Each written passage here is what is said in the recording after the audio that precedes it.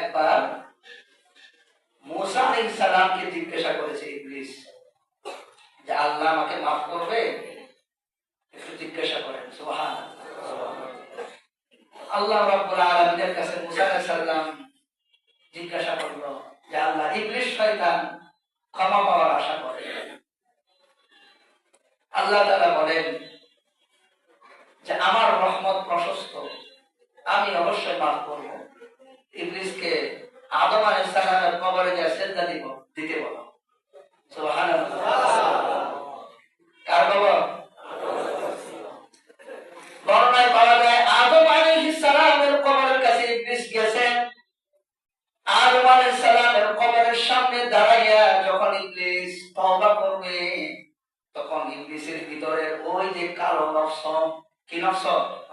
কালো নফসে আম্মারা, নফসে কি ইবলিসকে গোমরাহ করছে কে? নফসে আম্মারা। আমাদের সাথেও আছে। নফস তিন প্রকার, নাউজুবিল্লাহ। নফস কয় প্রকার? নফসে আম্মারা, নফসে লাওয়ামা, নফসে মুতমাইন্না। মুমিনের নফস হবে লাওয়ামা এবং মুতমাইন্না, আর পাপিষ্ঠ পাপাচারীর নফস হবে নফসে আম্মারা, নাউজুবিল্লাহ। যে নফসটা গুনাহ করতে করতে কালো হয়ে গিয়েছে, নাউজুবিল্লাহ। মানুষ একটা গুনাহ করলে ওই নফস আত্মার মধ্যে একটা দাগ লাগে। দুইটা গুনাহ করলে দুইটা দাগ লাগে, তিনটা গুনাহ করলে তিনটা কালো দাগ লাগে। এইভাবে যত গুনাহ করবে তত দাগ লাগতে লাগতে একটা সময় এমন হয়ে যায় নফসটা কালো কুসরি হয়ে যায়। তখন নেকের কাজ তার কাছে খারাপ লাগে আর গুনার কাজ তার কাছে ভালো লাগে। নাউজুবিল্লাহ। ইবলিস শয়তান কবরের সামনে দাঁড়ায়া যখনই তওবা করবে, তার নফসে আম্মারা কুমন্ত্রণা দিল, তুই তো আগুনের তৈরি, আগুনের তৈরি ফেরেশতা, তুই কোথায় ছিলি? তোর মর্যাদা কত বড় ছিল, কত মর্যাদা ছিল, যে আদমের কারণে আজকে তুই অপমানিত, লাঞ্ছিত। সেই আদমকে আজকে কিভাবে সিজদা দিবি? নফস তাকে ভিতর থেকে বলতেছে। কে বলতেছে? নফস। তুই কেন তার কাছে মাথা নত করবি? তার অহংকার জেগে উঠল, তার অহমিকা তাকে ঢেকে ফেললো। সে ওখান থেকে ফিরে আসলো, সে রহমত থেকে বঞ্চিত হলো। নাউজুবিল্লাহ। ইবলিস শয়তানের ভিতরে আল্লাহর ভয় আছে। সুবহানাল্লাহ বলবেন।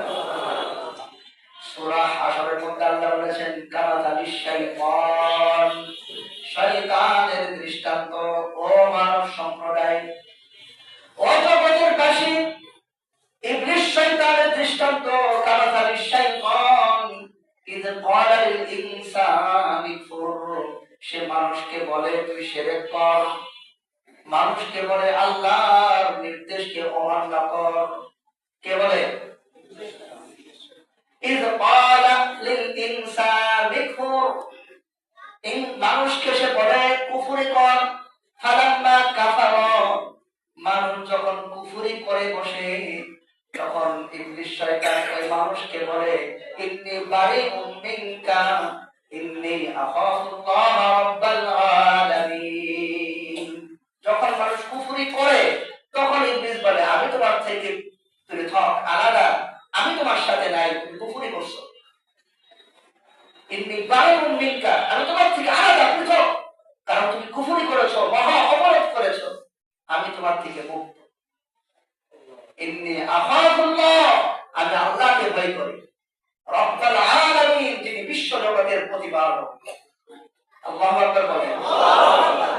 ইবলিস শয়তান কয় যে আমি বিশ্ব জগতের পালনকর্তা আল্লাহকে কি করি? তুমি কুফরি করছো। করাইছে কে? এইগুলো আল্লাহ বলেন ও মানুষেরা দৃষ্টান্ত শোনো, ইবলিস কিন্তু এরকম।